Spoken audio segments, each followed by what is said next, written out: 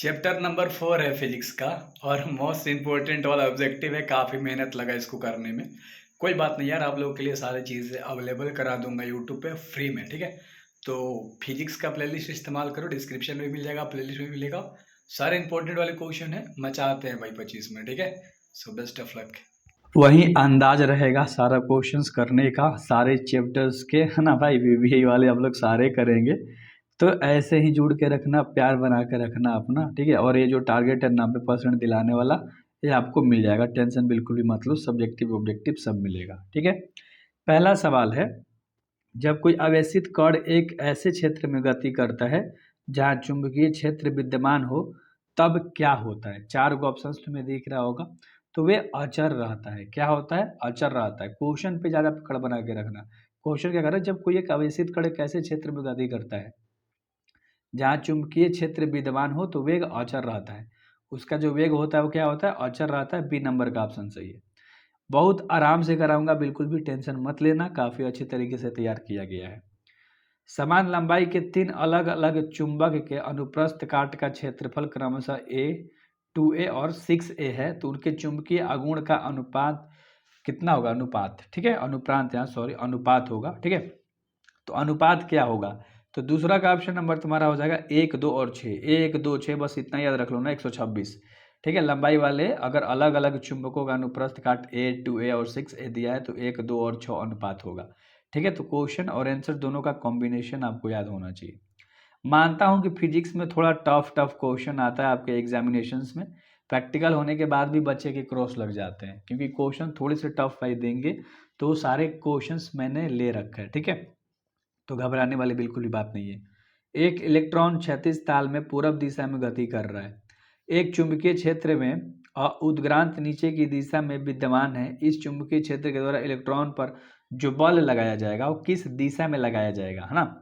तो डायरेक्शन पूछ रहा है कि कौन से डायरेक्शन में लगाया जाएगा, तो उत्तर दिशा में लगाया जाएगा। डी क्वेश्चन का आंसर राइट हो जाएगा, ठीक है।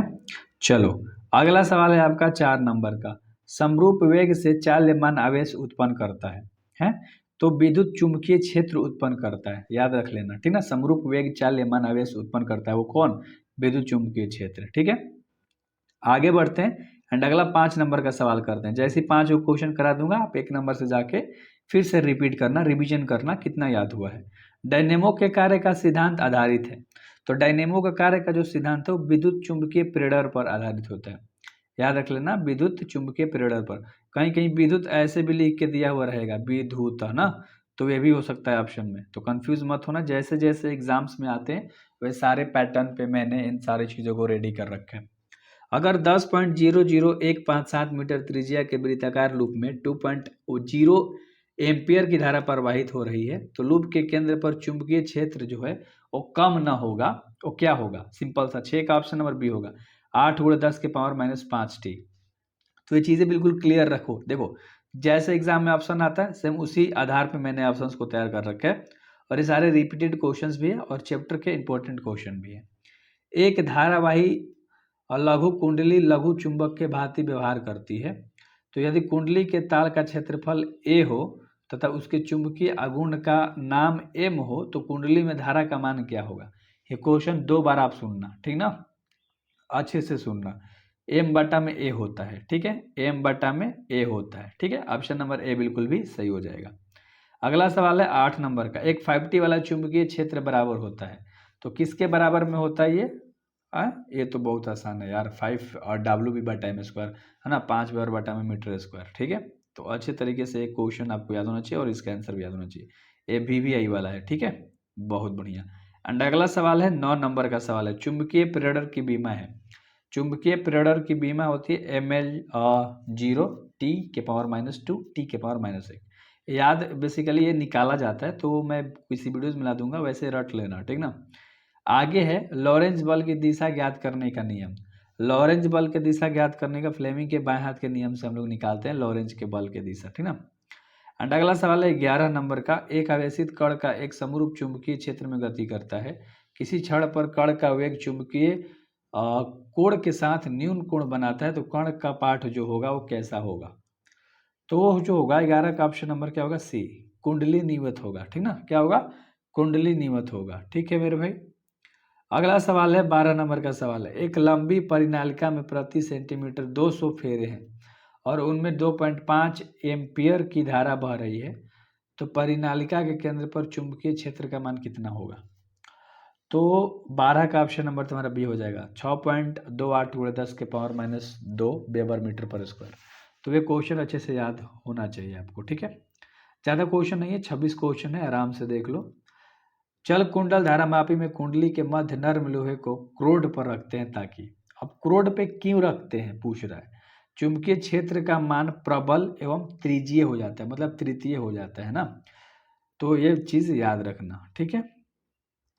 एंड अगला सवाल है 14 नंबर का। एक धारामापी का प्रतिरोध जी है, कुल धारा 1/n भाग प्रवाहित करने के लिए व्यवहतः शांत का प्रतिरोध कितना होगा?